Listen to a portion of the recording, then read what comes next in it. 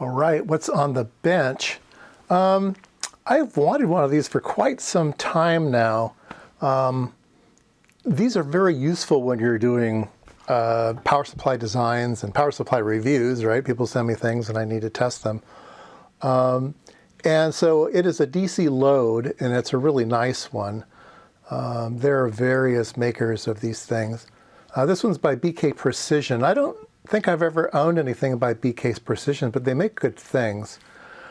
This is the 8500 300 watt DC load. Now, I've needed a DC load for quite some time, so first I designed my own, and it was okay. It was pretty basic. You could set current and it would do things like that. I was given the Miniware DC load that I use all the time, a little bitty one, but it's limited in how much power it can do and its functionality.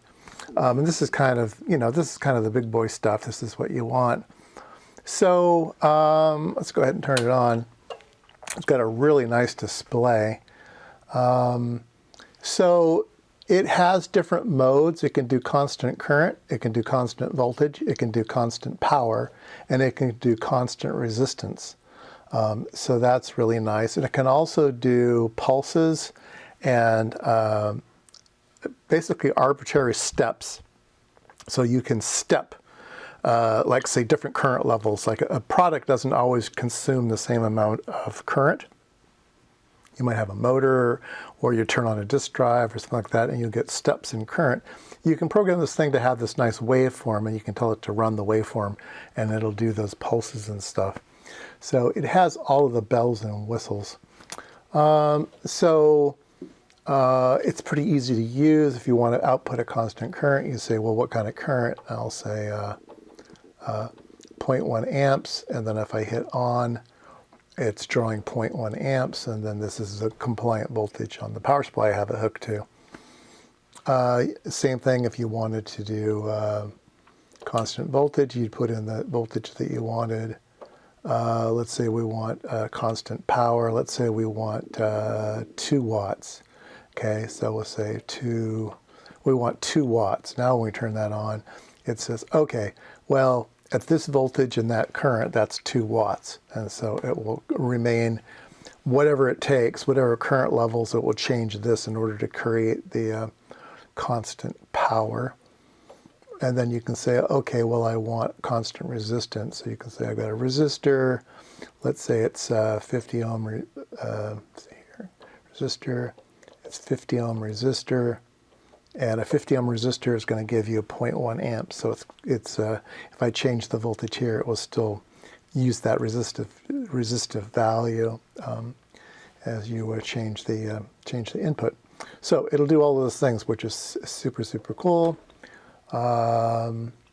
Okay, so it's got a knob on it. Also, you can change the numbers here with the knob. Let's see, escape out of that. And it's got these big giant connectors in the front because it will do, well, let's read the specs on this thing, okay? This will do up to 1 milliamp to 30 amps. So this will load to 30 amps.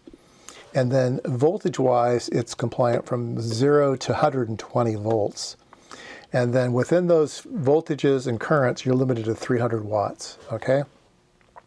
It will tell you if you're over current, if you're over temperature. If you have it in backward, it'll say you're in reverse. It's all protected. It's really, really nice. Let's see here. In a constant current mode, it's good to 0.1%. Constant resistance mode, 1%. Constant watt mode, 1%. Yeah, it's pretty nice machine. It also has a battery testing function that I haven't learned how to use yet. You can test batteries with it, which will be really, really handy. All right, so what's going on here with this weird cables that I have hooked up? Okay, so I made these special for the instrument. when I got it, the first thing I did was to make cables for it. So this is your plus and your minus, and I put on nice heavy gauge. So the RC industry, like RC cars and planes and stuff, makes the silicone wire cheap now.